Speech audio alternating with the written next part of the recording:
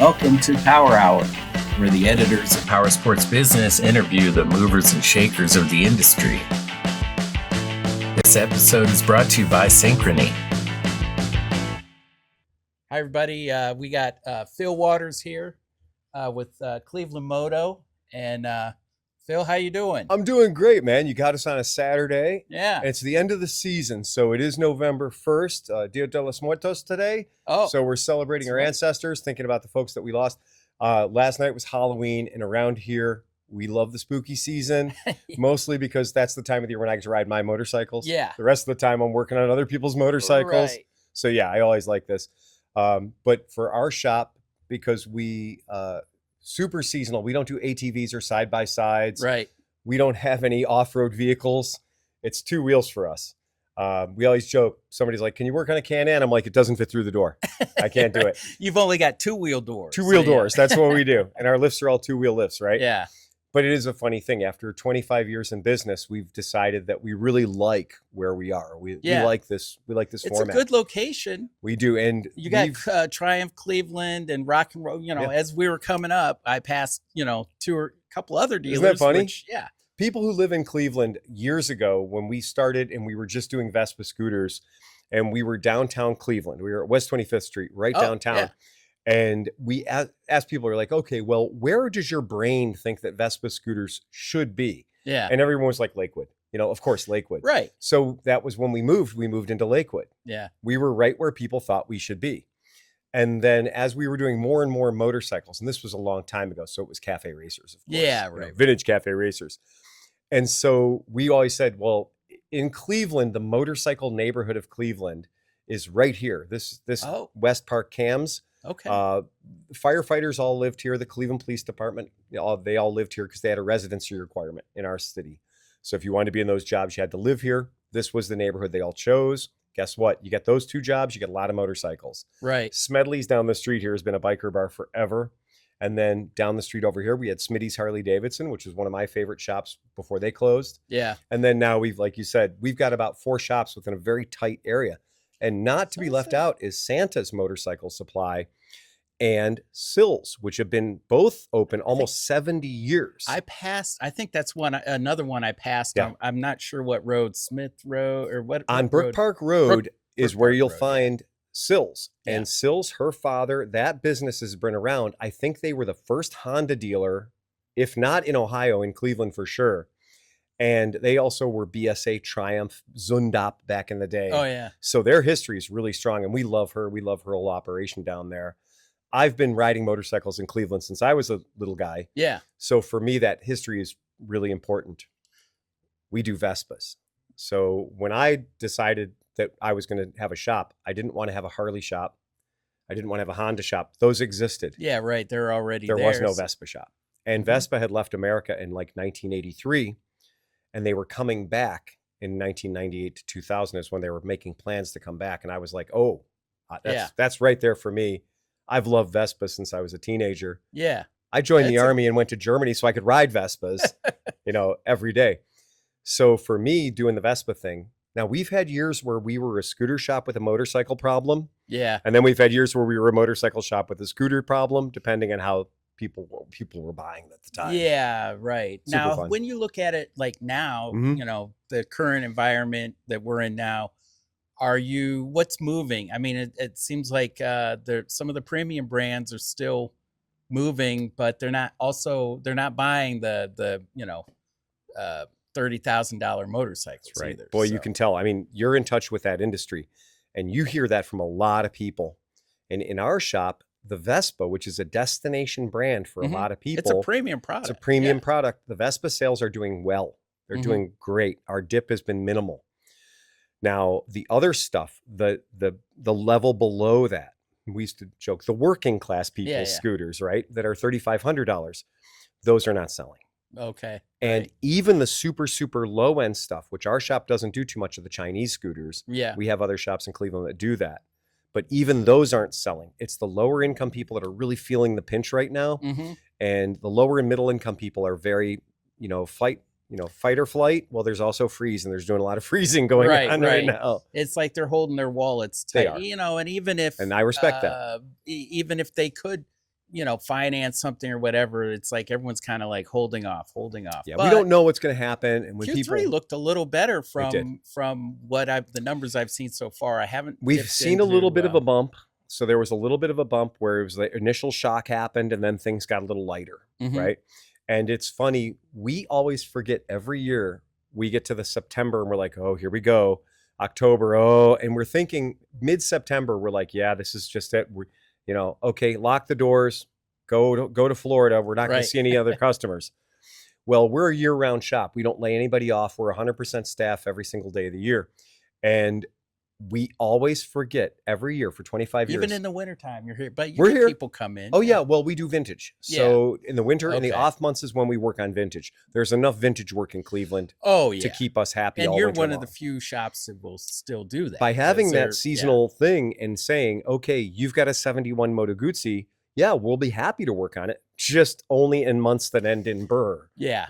October, September. Yeah, bring them in. Right. That's when we want to see them. We don't want to see them in March, April, and May. Yeah. We have other things to do. You got it. Right. But it's those vintage projects that keep us alive over the wintertime. I can tell you the thing that does good for us in that fourth quarter is the old white men. Thank you very much. Because old white men are energized for autumn. Yeah. Autumn is like their superpower. It's their super season. Wow. It's the most, I think it's one of the most fun times to ride because the leaves are changing. Yeah, it's beautiful weather out there. You're not like boiling up and you can wear your gear. The good gear you paid for. Actually, all that this fancy gear, stuff is too. You'd perf. You need at least two sweatshirts under there. I did. I was like gonna wear a different jacket, and then I'm like, oh, it's nice out, and then you get this is chilly. I can work out of the whole left side of my closet. For this season, I can put on the Tour Tech. I can put on the Air Stitch. Old white guys like the flannels and get out the old. Get out the rustic stuff. Yeah. And that's when it's fun to ride your motorcycle. Yeah. And every year, we're surprised by that, where we're like, oh, there's going to be a sag. Well, that sag in September, we had two gentlemen pop in and be like, oh, yeah, I've been waiting for today to buy that Moto Morini. And I'm like, why? Why are you waiting for today? And it's true, though. That's an absolute thing that is real. Yeah. And that there is that pulse, that bump. And that bump tends to be guys that are retired or guys that are they've got a lot of time on their hands. And this is when they want to jump on a motorcycle. This is when they want to take a ride. And we always forget about it. So it's great. It's great when it happens. No. And then in our particular shop, right? And you've kind of learned that since you've been here, we're not real normal. It's not. But it's a good thing, though. I hope so. I really do. Think with your podcast, now we'll talk about that real briefly because they, Phil invited me to be on his podcast, the Cleveland Moto podcast. It's very difficult to find. It's hard to Google that one. Cleveland Moto podcast. It's 15 years. Yeah. 525 episodes. Plus some special episodes thrown in. And how many people you're obviously been there since the beginning, but how many of the other your supporting cast? We started the crew, Moto Misfits is what I call them. All of our the Cleveland, somebody called us the Cleveland Motards. I was like, that's kind of right. Right. We get that. Yeah. But we started with Dustin and I, my friend Dustin Elliott and I were building a motorcycle, like old Cafe Racer, old CB750. We were building it in his garage. And Dustin is a musician and a sound engineer. So in his basement, he has a legit studio. We're in the garage. We're building this bike. We're smoking cigarettes. We're drinking beers. And one of our friends who was an actual gets paid to tell jokes for a living comic came into the garage and went, you guys are hilarious. You don't even know it. And he goes, somebody should be recording this. So we were like, so Dustin being a sound guy, he's like, I got a recorder. What the hell? So we started recording it. And then Dustin would lightly edit it and we just tossed it out. Just like, let's see what happens. And I didn't even know at the time that motorcycle podcasts existed. This is over 15 years ago. And I'm driving across America, picking it up and delivering motorcycles. And I'm listening to Rush Limbaugh, right? And I'm like, what am I doing? Right. So I started listening to motorcycle podcasts. And then I was like, oh, well, we've got the good bones now. We could actually do that. Yeah. And turn our little thing. And then we escaped the garage and we went downstairs into the studio where we had great microphones in a dead room. Yeah. And Dustin's voice and my voice are both, we have the face for radio, right? Nobody wants to look at us. But I have the voice for print, is what I say. It's perfect. And so Dustin and I were sitting there just having a good time. But in the basement, you know, it's a studio, so there's no beer. Yeah. Because you can't spill anything and wipe out a piece of equipment. There's no smoking. It was a real studio. It's a real studio. Like, yeah. So in the basement, we sounded great. You could hear your own heartbeat. Yeah. But we lost some of that fun. Yeah. So then we escaped the basement and went back up to the garage and went back to cranking on wrenches. And then we started having people come in. And then the more people we started coming in, the more fun it was. You got to know it's fun when it's -5 degrees outside. You're in a garage in Avon Lake, Ohio, surrounding a little like $49 gas heater. Yeah. Oh, so you can talk about motorcycles and wrench on a bike and do that kind of stuff in the wintertime. And that was when we were like, oh, look, these guys show up every week. Yeah. And it's been every week since then. Okay. And it's been fun because despite, you know, so we've been different nights. How long has that been? Maybe 10 years? So it's been 50, it's been 10 years of good, solid, legit. Okay. And we used to do them here in the building. So we do them here in the building. We had our 8-foot table set up over here. And then we would meet up here. And then when we got Thomas' house, the basement was like, oh, that's perfect. Oh yeah, no, that's a perfect basement. And then we were like, hey, let's jump on the YouTube thing and let's start broadcasting video live. Yeah. Because we love, when you listen to our podcast, there's not one moment of our podcast that has ever been edited. If we say it, it's there forever. It's, you know, I watch a lot of, you know, while I'm working, I'll watch like some of those morning programs, you know, Today's Show or whatever.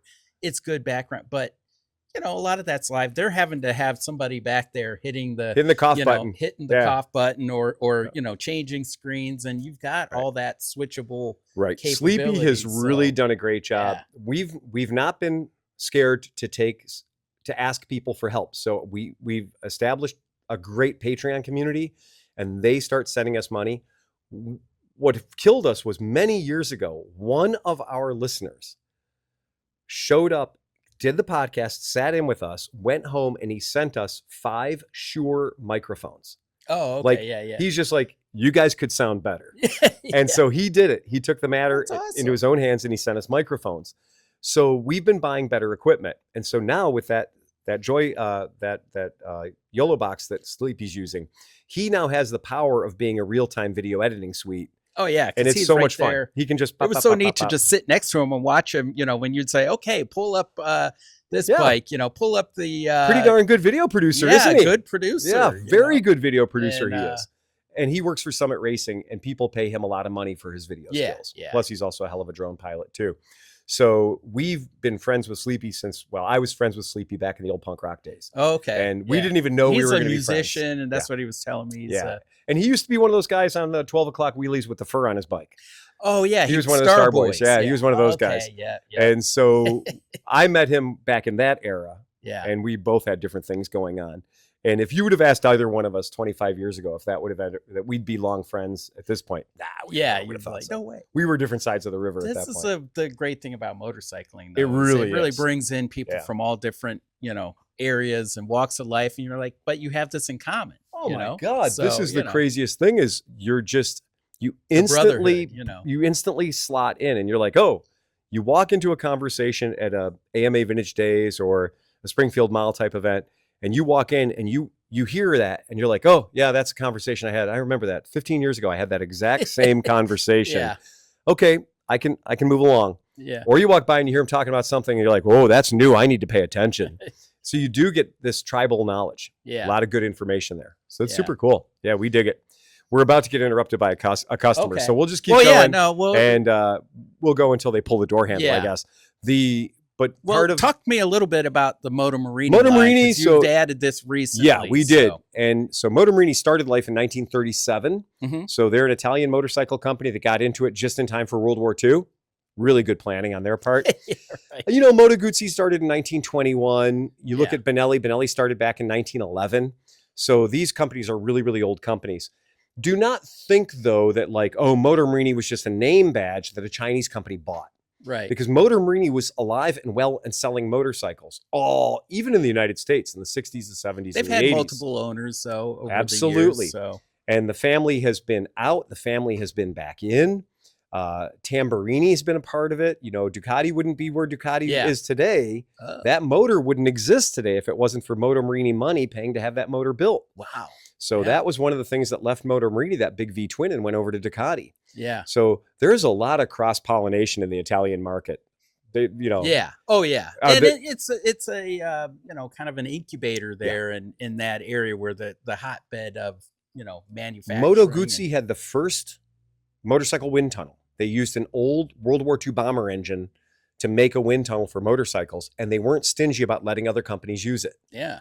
That's what was going on in that motorcycle industry post-war. So post-World War II, they were all trying to say, they were all trying to help let's each other make it work. to get Right. to get up to the And when next you level. think about Ducati comes from motorcycle electronics, and then they got into motorcycle manufacturing, into, you know, parts, and then they went from parts into actual bikes. Yeah. Moto Morini has been, God, so much Isle of Man racing history, so much competition history, really, really cool application of motorcycles. Last night, or the other night, we were talking to the podcast about a Moto Morini 3.5 Kangaroo. Yeah. A motorcycle that was sold as an adventure bike, but with a V twin 350 engine. Yeah. Pretty exotic stuff. So they're bringing something like that back. That's going to be, we'll be hearing about that at EICMA coming up here. Coming up next week. Next week. Yeah. Exactly. Right.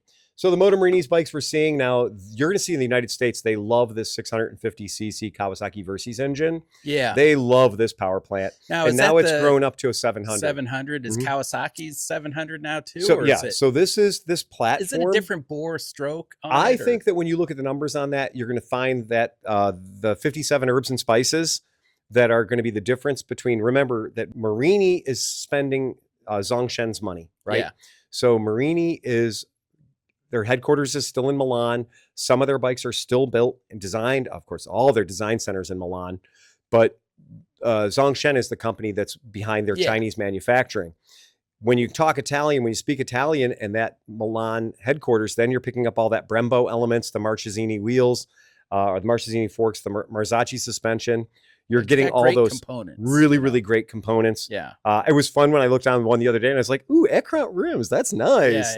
That's good quality. Yeah. So we really don't cheap out on that. They stuff. don't. So, the displays are nice and bright. Yes. The backlit gauges, or the black backlit controls, are really cool. And this company does a 3-year unlimited mileage warranty. That's attractive to a lot of my customers. Yeah. So a lot of the customers do love that.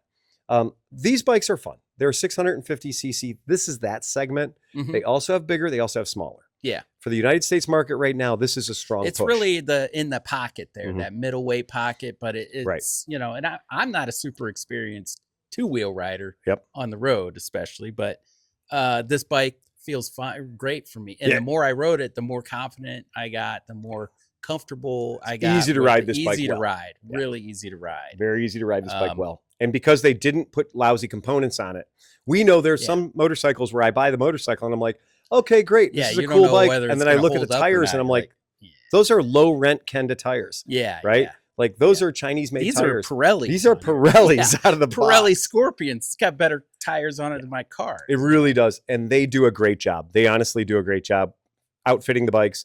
And I love the design. To me, the bikes look very classic. Great. They do. They're really cool bikes. Nice job. We signed up with them at the AIM Expo last year. Okay. So at the AIM Expo last year, I was over having a discussion with the guys at Benelli, which I've been selling Benelli now for a while. Yeah. So we know, and Benelli's with QJ Motor. And so we've seen that, like, oh, as the meme should just be, oh, look, another affordable Chinese motorcycle. Yeah. You know? Right. That's what's happening right now.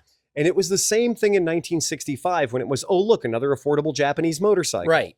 I mean, so we've been through this before. Right. We have. Yeah, we've done it. And, you know, I really think this is a quality built bike. I mean, everything about it speaks to quality as good as any Japanese bike or any European bike. When we first saw these bikes and we looked at them and we compared them to a Thai manufactured Japanese bike from Kawasaki, Suzuki, etc., we were like, yeah, this is right there, if not way better.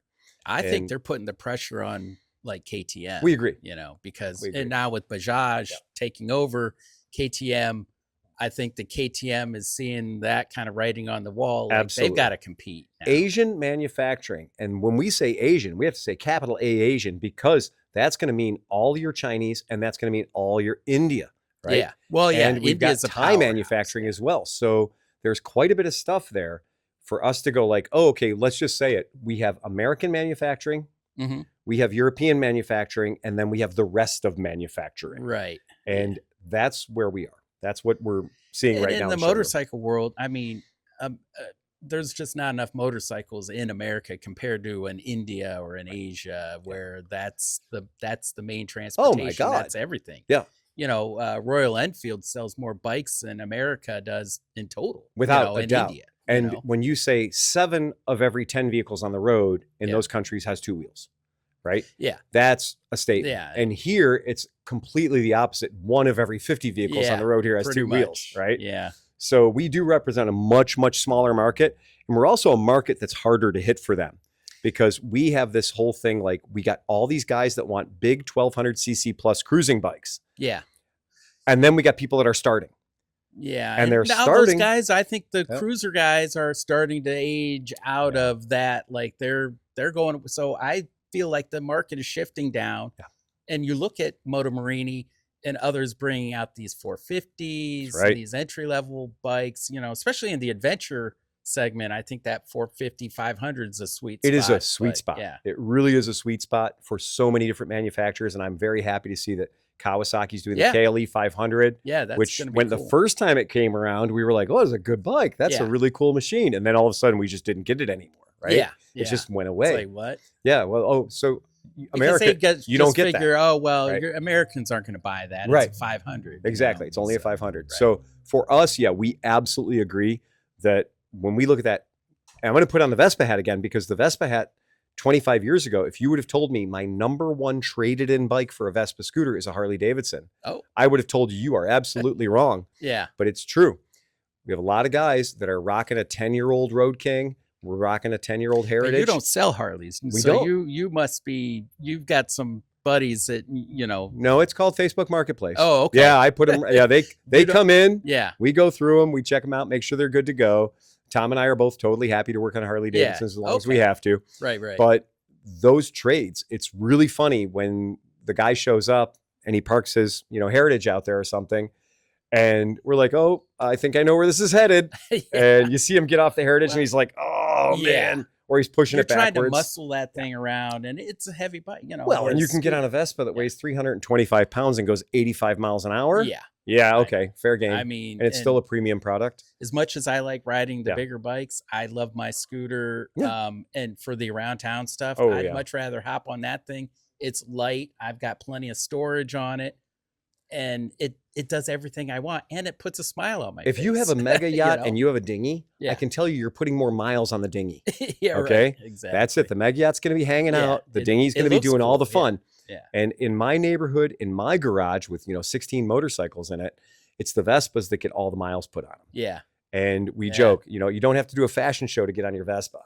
Right. You don't have to unload and load your closet. If you're in Italy, maybe, but different style, different fashion show. Mine is just, oh, this is what I'm wearing. No, I guess that's what I'm on the Vespa. The thing I like about it's just easier, lighter weight. Just okay, I still wear the lid all the time, but and I'll jump on and go. I don't ride with flip flops. So I have been seen riding with flip flops, and definitely I try not to. There's this funny thing where I've grown up in that era where if I'm riding, motorcycle A, I have helmet to go with motorcycle A. And if I'm riding motorcycle B, I have helmet and jacket to go with motorcycle B. Yeah. And if I'm riding the Harley Davidson, where'd the helmet go? I don't know. It's just weird. It just disappears. It clips on the back. And if I'm riding the Vespa, it's like, where'd the helmet go? I don't know. And my customers will see me on the freeway rocking a Vespa at 80 miles an hour with no lid, with my DOT scripts on, right? My safety squints. Yeah. And they'll be like, I saw you on the freeway and you weren't wearing a helmet. And I'm like, you should buy one. That's it. And try it out. Because I know, and last year my wife said, she goes, it would make me a lot happier if you just tried to put a helmet on. Yeah. I own about 18 helmets. Yeah. And so I have a lot of helmets. I should put them on, but I still have that. But I don't feel like I'm just totally a hypocrite because all my friends from California come out here. Well, the first thing they do is they pull that helmet off, and we're like going to the ice cream store or whatever. And they're like, I love riding with no helmet on. I'm like, yeah, okay, fair enough. Yeah. That's why we do it. And because you can and so. And if we get back to that whole, when you make decisions, we're saying we have a lot of young people who are 25, 30 years old, first motorcycle purchase. And they're coming in and they're not happy looking at a Rebel 300. They're not happy. They don't want a Mini Cruiser. Yeah. But so for so long, the industry has just been saying, you need to ride a Mini Cruiser. Yeah, just buy a Cruiser. Right. You just need a Cruiser style. Yeah, that's what you want. A Virago 250, goddammit. Yeah. And that's not what they want to experience. And it's fun to be able to see these middleweight bikes now that are so capable. And Right. I mean, you consider, when I was a young kid, you'd consider a 500cc, you know, a Honda CB500, right? 4-cylinder. You'd be like, oh, you know, that's the definition of a middleweight bike. Yeah. But it wasn't a fast machine, not even by a long shot. Now you can take a person and put them on a 650 that weighs exactly the same that CB500 weighs, but it's 61 horsepower. Yeah. And it rips. Yeah, it'll go. It rips. Yeah. And it is not a dog. It's not slow. Yeah. It's go. You can still Yeah. blast away at the lights. It's and, fun. yeah. So having that better technology, having a really good fuel injection system, having killer suspension and brakes. Well, fuel it's safety injection factor. is another big thing too, because Yeah. you know, I think now the technology it's just so much easier to maintain and to work. You're not having to mess with carburetors. I've got too many carburetors that I'm not allowed to plugged talk up. about how many carburetors I own. Yeah, that's Yeah. it. And they can hear them all getting dirty right now. Yeah, They're all exactly. turning on me. They're getting. But this adventure bike segment, going back to the Moto Morini Yeah. and others, the adventure bike segment, I think, is changing from that giant, you know, BMW GS, Correct. which there's still got, you know, I got a buddy that's like 6'5" or whatever, Yep. big G. He fits on it perfect. Oh yeah, You know, Triumph I 1200 don't. Scrambler in my garage. And Yeah. I'm 6'1", I'm 200 pounds. And when I'm riding that bike, I'm like, who did they build this for? Yeah, right. I feel like You're it's like- too tall for me. And I got a 34-inch inseam. Yeah. And so I do feel like it got a little out of control, right? Yeah. And now with the new BMW GSs, they've basically doubled their efforts and said, let's make the weight a little lower. Let's make the center of gravity a little lower. Let's make the center of mass a little lower. Let's make the bike a lot more fun to ride at low speeds. Yeah. And if you ride one today versus one from 10 years ago, oh, the one today is awesome. They're just great. The new GSs are so much better than the older ones Because were. you can crawl along a little bit Yes. easier. They're a little bit lower, a little bit I love more. that. Yeah. And so I love this segment. So this segment to me is just It's a growing great. segment. And the bikes are fun. Yeah. The bikes are fun. They're light. They're maneuverable. It's kind of a do-it-all bike. Like well, I this can bike still go 110 miles an hour if I need it's to. fast. It Yeah. handles well on the road. It does. But then you can also you're not doing heavy off-road, but Right. I mean, I did gravel roads. We did Southern Ohio, all these gravel roads. I and own it a was CRF awesome. 250. So my Yeah. solution for this problem of this bike not being able to go heavy off-road Yeah. is I have a CRF 250. And Oh, the yeah. CRF 250 for a guy my size, a guy my age, the CRF 250 that is the most aggressive thing I will ever need to go anywhere on the planet. Yeah. Anything more than that is surplus to my needs and is only going to hurt me. Right. So this is for that really good campsite is up there. And we need to go up there to get to the really good campsite. That's what this is for. Yeah. This is for, there's a fire road that four-wheel drive vehicles Yeah. usually go on. This is totally perfect for that. But if you say we're going to do Moab, you know, Yeah, no. sheetrock kind of like Yeah. slippery stuff. No, that's not what. Mines No. and meadows and things Yeah. like I look at that. Those are off-road, like those Yeah. are more ATV style, dirt bike style. I wouldn't take this. For on. my world, this is everything that I Yeah. do. Yeah. And even the fantasy items that I think I might like to do. But when I check my logbook from like all those years of me owning KLR 650s, the number of times that I've actually gone and bounced my KLR 650 off a tree is super small, Yeah. right? Yet I've got hundreds of thousands of miles on them. So I am not using them correctly. Yeah. So again, in my world, I've got a CRF 250 over in the corner of the garage. Oh yeah. And I know That's- that you can do everything. I can throw that in the back of the truck if we're going to do somewhere that we need to do that kind of thing. So I'm using the right tool for the job, much less likely to hurt myself too, because I'm old. Yeah. I'm not. Ah. I'm no longer made of rubber that I just Right. hit and bounce every yeah, single time. you know your Right. I know my limits, limitations right? now. And I don't like the hospital as much as I used to. Speaking of limitations, whatever, I'm looking to next year real quick before we end things. But what do you see for dealers and the industry going into Q1 for next I year? see. So for Q1 for us is going to have two different looks. One, if the tariffs continue. So if the tariffs continue and they do what they do or they get worse, Yeah. then we're going to have a weird scene on our hands. It's going to be something we've never seen again, not even with 2009 and the total market collapse. I think it's going to actually have more impact than that, because already suppliers, distributors have tightened up their chain to the point where we stopped placing the orders 3 months ago, 4 months ago. August 9th was the day. They didn't let anything come into the country after August 9th because they didn't want to pay a $5 million tariff on their order. So it takes a while for that sag, everything to get through the dealer channels, right? Yeah. To get to your dealership where you're trying to buy that helmet or whatever. So that could be hitting, well, it's hitting our shop already. We've seen that. We're there. So if you sell through you've got enough inventory that's pre-tariffed that you can get rid of thing. You can still harsh reality is yesterday I had a customer try to order a windshield for me, and I tried to order that windshield, and that windshield is not available. Yeah. Done. There's none in the United States, and the Europeans who have them will not ship them to the United States. Right. So that customer we got to say no. Yeah. Right. Put your money back in your wallet. It's not available. Yeah. Right. It's just not available.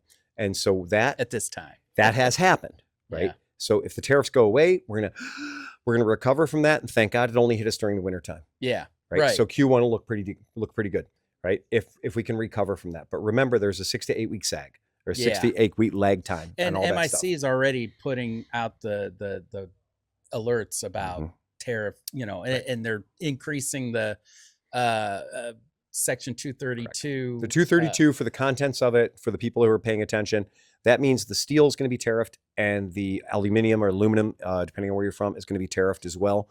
So we need to be aware that, sure, it might say 15% or 40%, depending on where your bike's coming from, but there can be a secret backdoor tariff as well that you could come out of pocket a lot of money on, based on a very ambiguous determination of how much aluminum is in that vehicle or how much steel is in that vehicle. How much are your customers aware of what's going on? Are minimally. They talking about tariff? Minimally. So they know about it, yeah, but they don't understand the impact of it. And some of them come in and think that, oh, well, there's a 15% tariff on that Italian motorcycle I want to buy, which means the manufacturer who built that motorcycle had to come out of pocket 15% to get it to the United States. And I said, well, no, that's not how it goes at all. The distributor in the United States who paid for that product paid 15% to get it off the dock. And the dealer who's buying that from the distributor must pay the 15%, and he will pass that along to you, I promise. Whether it's on the MSRP or baked into the shipping cost or something else, he will pass that along to you, because in most motorcycle industries, our margins are so wafer thin that we can't give it away. Right? Yeah, you can't absorb it. You can't absorb it. Yeah. And I think that manufacturers have tried to shield it for as long as possible, but it just becomes a tipping point where it's like, that's it. We can't do it. And it's confusing to the customer, because on some of the things that when the first tariffs came out a couple of years ago, we had a 10% tariff on Chinese goods, and it was very easy for us on the price sheet to say 10% tariff. Boom, there's your line item. That's your tariff. You know you're paying it. Well, now there is not. Some manufacturers are doing it onto the MSRP. Some manufacturers are doing it onto the freight. Some manufacturers are doing it as a separate line item. So there is no consistency in the market at the moment. It can be confusing to the consumers. You don't know where it's, where the line item is. Oh my God. How would you feel if you made your best deal on a $24,000 motorcycle? You went in to pick it up, and then you found out, oh, great. There's your invoice. You wrote the check for $24K. We need another check. We need another check for $3,000 for the tariff. And then we need another check for $1,800 for the tariff on your accessories. Yeah. Well, that's going to be a bad day, right? Yeah. And that's a day you don't want to know about. And we already have had reports from customers saying, at the dealership I was trying to buy the bike from, they didn't let me know about that tariff until it was literally the time to come in and sign the paperwork. Yeah. So I had gotten a loan from the bank and everything else, and then the tariff was handled as a supplemental charge. Then it's deal done. It's, Well, the guy said, no deal. They wanted me to put the tariff on my credit card. Yeah. And I was like, so you couldn't even finance the tariff. Yeah. And that's true. Think about it, because the finance institutions will only agree to finance a certain percentage of a purchase price of a vehicle. So maybe a really good program would be the purchase price plus maybe 10 or 15% for accessories. Yeah. Right. Well, it doesn't say plus 10 or 15% for accessories and plus 15 to 80% for tariff. Yeah. So Wells Fargo's not going to finance your tariff for you. No, they want that paid for now. Right. Because when they repo that bike, that tariff is not a value added item as part of that motorcycle. Well, I Ouch. certainly hope they don't start tariffing Shanky's Whip. Yeah, we've been drinking a lot of Shanky Whip at the podcast lately. Shanky's Whip is the official sponsor, and it has become by sheer accident. What is Shanky's Whip exactly? Is a whey-based, and some people are calling it a whiskey, and it's not a whiskey. Yeah, it's not. It's a whey-based liqueur that is extraordinarily caramel and vanilla forward. Yeah. So you can use it on top of your ice cream. You can use it in your coffee. It's a liqueur type thing, but it's super sweet. But it's like an Irish Southern Comfort. It is. Oh, it's so good. And it's like that Kahlua concept. Yeah, it's like something you put with something else. Yeah. But its flavor profile is so good that you just throw it in a glass and throw a couple of ice cubes in there, and you're like, oh really man, especially for the chili season. Like for the chili season, that it's like a warm blanket. Working. Yeah, it's really fun spices, stuff. And it's not an old liquor. It's a relatively new product. Yeah. But it just hit the market just right. Yeah. And for us, it's funny because it's silly. There's a silly story behind it and stuff. So for our group of idiots that does the podcast and our overall, every time there's a point in the podcast where they have to go the Shanky cam. We have a Shanky cam set up at all times, and that the guys who run it, whoever's doing the marketing for Shanky's, by the way, they're very on it. They're on it. So they were like, they figured out right away. They're like, these guys got like 40,000 listeners. This is our market. We should send them a box of stuff. It was pretty quick. They were pretty quick to act on it. Yeah. So it is a funny thing. And, we've been doing events. So we do AMA Vintage Days. We do AIM Expo. We've done back when they did the IMS shows. Yeah. We did that. We've been doing that for 25 years. So it is funny, this motorcycle industry thing, you see the same faces, right? Like Jackie Van Ham. Like I see her 5 times a year, 6 times a year. Well, and I just went riding with Josh Troshi, who's great example. Yeah, just a great example. Yeah. And that thing of this, we joke all the time, Cleveland's a big town, but Cleveland's a very small town. Yeah. The motorcycle industry is actually a very small town. Because a lot of people know my buddy that was working at Triumph was working at Ducati before that and working at BMW before that. They bounce around. Yeah. So it is a social thing. If you're in the motorcycle industry, you have this built-in friends group, and it is great. One of the reasons I signed with Moto Morini, which is hilarious, is a guy that used to be my rep at Vespa, like to 3 different companies, and then was at Moto Morini. And I literally said, if John Bible's working for them, they're legit. Like if John's working for them, then I feel like they have good ethics and they have got a good moral standard because he's always treated me so well as a rep. Yeah. And so for me, when he said, hey, I'm doing Moto Morini, you should look into them. That's what did it for me. That was my first, let's look a little deeper. I'm an old person that had motorcycles in the 70s and 80s. So I knew Morini already. Yeah. But I knew Benelli too. I knew Benelli shotguns and stuff and Benelli motorcycles. So that they were coming back. Sometimes it's just a badge. Sometimes they bought the letterhead, they bought the badge. Sometimes they've got some people there from the old family. Sometimes it's the same design. Sometimes it's the same manufacturing. If you look at, some of the different brands, they are set up that way. Yeah. And we, as a consumer, it's going to start to get pretty damn confusing out there. Yeah, because you're going to be like, okay, which 450 do I want? Do I want the CF Moto? That's right. Do I want the Ibex? So you're going to have a situation where there's going to be Royal Enfield's got 6 different manufacturers all offering a 650, or 6 different manufacturers 450 all offering a 450. Yeah. And you're going to say, well, the one thing they all have in common is they're not Japanese. Right. And they're mostly all Chinese or well, I guess Indian Chinese is going to be the deal. What's going to, I think, separate the wheat from the chaff is going to be the ability of the consumer to get the parts and for the dealer to get the parts and to have the support. We've seen this in the past. We saw all the brands that invaded America in 2006 through 2009. And when that market collapsed in 2009, it was like the great cleansing. All those guys that were just selling out of containers and selling at swap meets, they were gone. Yeah. And the people that still had their bikes couldn't get a part for them. And we can also tell you with things like Hyosung, I don't know if you remember that. Yeah. But if you remember Hyosung, we couldn't get a single part to support those bikes. Right. Whether or not the bike was any good in the beginning doesn't matter. We couldn't get a part for it secondarily. It was a poor man's SV650, but you couldn't get a part to put the thing back on the road again. Vento was the same way. They all had really great marketing material, but they didn't have a part support system. And they sold the bikes cheap enough, but then you need anything. When you need something, it's gone. There's no after sales support. At So all, that's going to be, I think, what tells the future for an American market is going to be a company that says, yes, either you can buy that part. One of the distributors we work with, they make sure every single part for their bikes is available on Amazon. Wow. Okay. That's crazy. Now, to a lot of dealers, that make them super upset. Yeah. But when we're talking about little, small, well, off-road bikes and pit bikes and things like that, I get a customer that calls me up and says, hey, I need a throttle cable tube assembly. My kid wants to ride today or tomorrow. Well, I can't have 73 different throttle cable tube assemblies behind the counter. Yeah. But if he goes on Amazon, he gets the part right then, right now. Maybe if you have the dealer make their profit margin somewhere else other than those parts, the customer can be happy because the customer is going to be on the road faster if that part is available through if they can do the providers. Repair work themselves. But, you know, and a lot of it is just being able to do the service work and they don't want to. But. And it's scary when we have customers that come in and say, well, I bought this Chinese vehicle and it is deemed to be universal in so much that this carburetor will fit on this vehicle because this vehicle is universal. Yeah. There is no promise of that. No. I swear that is not a thing. They told you that when you bought it. That is not the case. Like my GY. Your GY6, right? Yeah, right. Yeah. Your GY6, 7, 8, and 9. Yeah. Well, they come in here all the time and they're like, well, this is the part.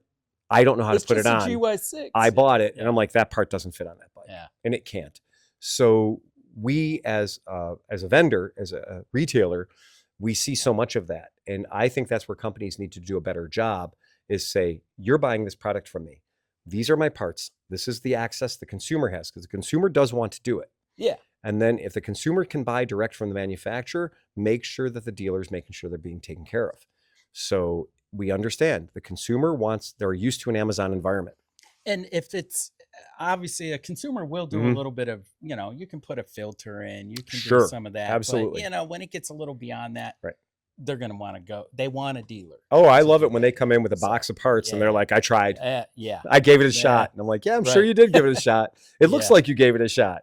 Now you need to fix some body panels my first too. Bicycle, I took it apart at 7 years old, and I was so happy. I was going to rebuild it, took it all apart. I couldn't put it back together. Oh, we had to take it back to the bicycle shop. But the motorcycle industry is one of those places where we've been turning mere mortals into mechanics for hundreds of years now. Yeah. So it's really fun. And then you got skid mark down the road. Well, I love the co-ops. It's tough to make a co-op work. It's tough to have a Skidmark is a shining example of how a co-op can exist, survive, and then grow into Moto Go, which uses that resource of Skidmark and then trains young people to become mechanics. Yeah. Yeah, you're doing God's work there. If you're making mechanics, that nobody else is making mechanics. The trade programs, the vocational ed programs at schools, they're not motorcycle mechanics. No way in the world. So what Moto Go is doing is just we actually believe in Moto Go so much, we hired our one of our mechanics out of their program. Oh, so and I do believe in that program. Yeah. Yeah. So I'll donate whatever I can. Well, Phil, thank you so much. That's great. This was great seeing you again. You know, great being on your podcast and being in your shop here. And you're like the real deal with. And we don't advertise, by the way. That was that's always the funny thing about this is I do this job because it's fun to do this job. And the day this job isn't fun anymore is the day I'm going to hang it up. Yeah. So I've been lucky enough that it's been fun for 25 years. Another, 20 some you keep the years pressure now. off. Yeah, keep it and going. if you keep the pressure off, you can have this be a thing that brings you great joy. Yeah.